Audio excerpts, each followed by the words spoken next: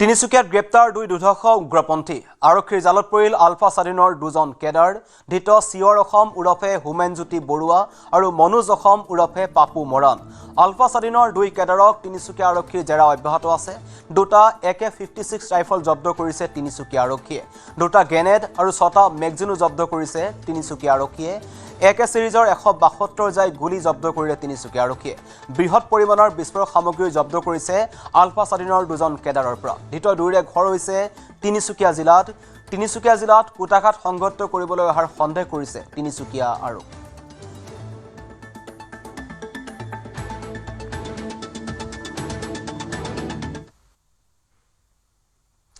নলবাৰী বিদ্যালয়ত ভয়ংকৰ ৰেগিং কাণ্ড বানেৰকুছিৰ PMC স্কুল জৱাহৰ নহৰ বিদ্যালয়ত পুনৰ ৰেগিঙৰ ঘটনা বিদ্যালয়খনত পুনৰ জ্যেষ্ঠ ছাত্ৰৰ আতিশায্যৰ বলি হ'ল কনিষ্ঠ ছাত্ৰ সপ্তম শ্ৰেণীৰ কেইবাজনো ছাত্ৰক নৱম শ্ৰেণীৰ একাংশ ছাত্ৰই নিৰ্মমভাৱে প্ৰহাৰ কৰা ভয়ংকৰ অভিযোগ উত্থাপন হৈছে ৰেগিঙক লৈ নিশা বিদ্যালয়খনৰ সৃষ্টি হ'ল এক উত্তপ্ত পৰিস্থিতিৰ ঘটনাস্থলীত নিশাই উপস্থিত হ'ল নলবাৰী আৰক্ষী আৰু নিৰাপত্তাৰক্ষী লোকসকল নিশা উত্তপ্ত পৰিস্থিতিৰ সৃষ্টি হোৱাত বিদ্যালয়খনত আৰক্ষী উপস্থিত হৈ আৰম্ভ কৰিলে তদন্ত পূৰ্বেও এই বিদ্যালয়খনত সংঘটিত হৈছিল ৰেগিঙৰ ঘটনা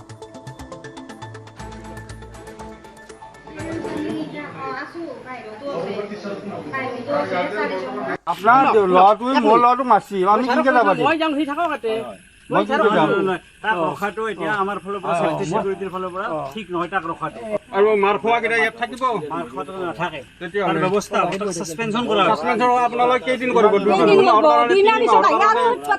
সেইবিলাক পিছত হ'ব ভিডিঅ' কৰা দিছো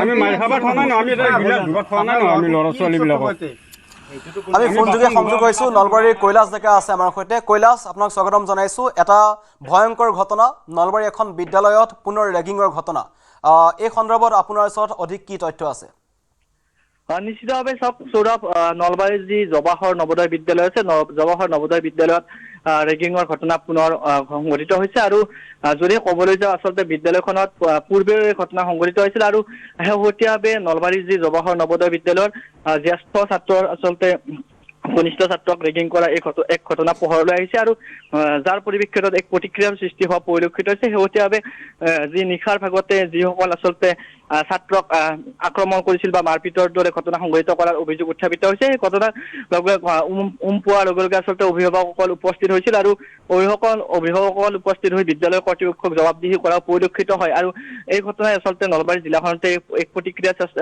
সৃষ্টি কৰা পৰিলক্ষিত হৈছে সৌৰভ অন্যহাতে যি আচলতে ঘটনা এই ঘটনা পূৰ্বে মই উল্লেখ কৰিছো যে পূৰ্বেও আচলতে জৱাহৰ নৱোদয় বিদ্যালয়ত প্ৰায় এটা বছৰ পূৰ্বে এনেধৰণৰ ঘটনা এটা সংঘটিত হৈছিল আৰু তাৰ পিছতো যেন কোন ধৰণৰ যেন শিক্ষা লোৱা নাই জৱাহৰ নৱোদয় বিদ্যালয়ৰ কৰ্তৃপক্ষই কাৰণ বাৰে বাৰে এনেধৰণৰ ঘটনাই আচলতে ছাত্ৰ ছাত্ৰীসকলৰ মাজতো বিভিন্ন ধৰণৰ প্ৰভাৱ পেলোৱা পৰিলক্ষিত হৈছে অভিভাৱকসকলকো প্ৰভাৱ পেলোৱা পৰিলক্ষিত হৈছে আৰু যিহেতু ছাত্ৰাবাসত যিহেতু এই বিদ্যালয়খনৰ ছাত্ৰাবাসত এই ঘটনা সংঘটিত হোৱাৰ কথা পোহৰলৈ আহিছে আৰু তাৰ পিছতে নিশাৰ ভাগতে আৰক্ষীৰ লোকসকল উপস্থিত হৈ তদন্ত প্ৰক্ৰিয়া অব্যাহত ৰাখিছে পৰৱৰ্তী সময়ছোৱাত কেনেধৰণৰ ব্যৱস্থা গ্ৰহণ কৰা আচলতে সেয়া লক্ষণীয় হৈ পৰিব সৌৰভ কৈলাশ এই ঘটনা পোহৰলৈ আহিল কেনেকৈ এই যিহেতু আপুনি কৈছে ছাত্ৰাবাসত মাৰপিট হৈছিল বা সপ্তম শ্ৰেণীৰ কেইজনমান ছাত্ৰক নৱম শ্ৰেণীৰ একাংশ ছাত্ৰই প্ৰহাৰ কৰিলে এই ঘটনাটো পোহৰলৈ আহিল কেনেকৈ কৈলাশ নিশ্চিতভাৱে ছাত্ৰাবাসত ল'ৰা ছোৱালীসকল তাত থাকে আৰু এই ঘটনা সংঘটিত হোৱাৰ পিছতে অভিভাৱকসকলক তাৰ ছাত্ৰ ছাত্ৰীসকলে জনোৱা বুলি জানিব পৰা গৈছে তাৰ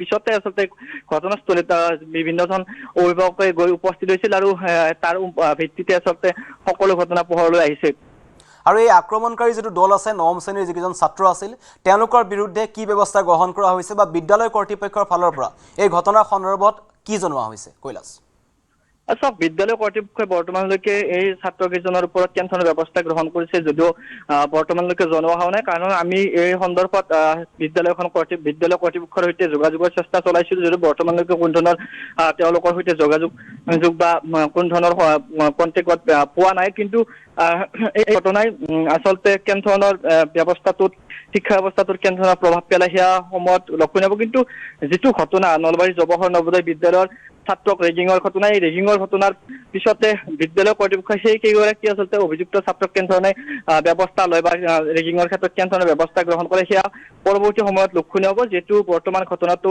এক প্ৰকাৰ তদন্তৰ মাজত সোমাই পৰিছে। এই ক্ষেত্ৰত নলবাৰী আৰক্ষীৰ ফালৰ পৰা কিবা এজাহাৰ বা এনেকুৱা ধৰণৰ কিবা তথ্য আপোনাৰ ওচৰত আছে নেকি, যে এজাহাৰ দাখিল হৈছে নেকি এই ঘটনাৰ সন্দৰ্ভত?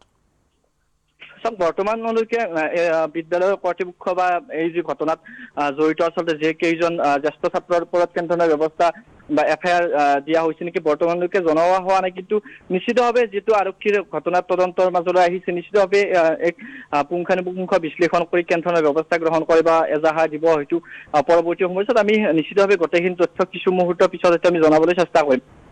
ধন্যবাদ কৈলাশ, আপোনাক পুনৰ আপোনাৰ সৈতে সংযুক্ত হ'ম ঘটনাৰ সন্দৰ্ভত।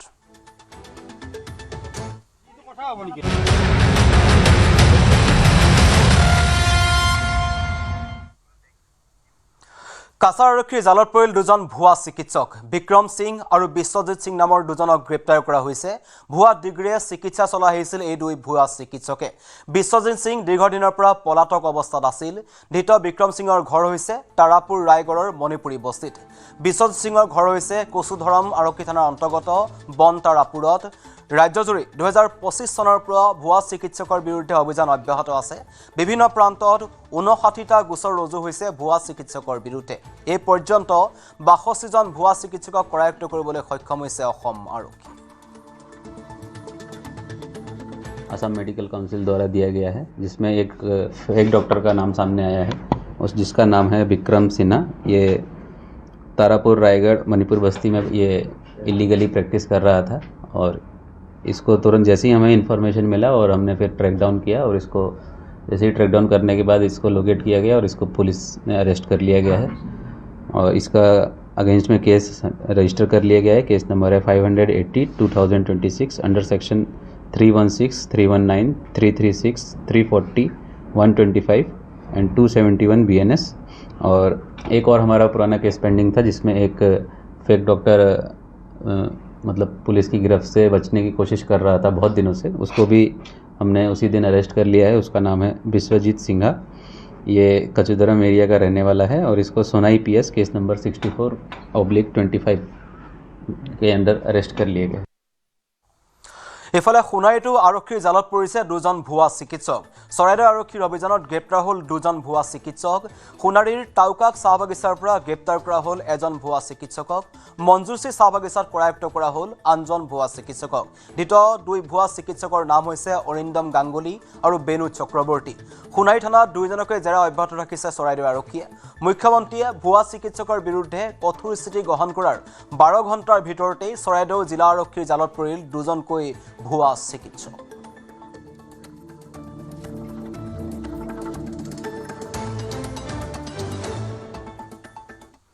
মাৰ্ঘেৰিটাত ধনেশ পক্ষী নিধনকাৰী 3 চিকাৰী গ্ৰেপ্তাৰ কৰিলে বন বিভাগে।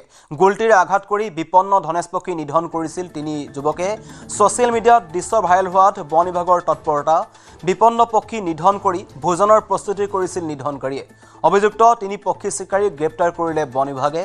বন্যপ্ৰাণী সুৰক্ষাৰ ক্ষেত্ৰত আপোচ কৰা নহ'ব বুলি হুংকাৰ বনমন্ত্ৰী জয়ন্ত মল্ল বৰুৱা।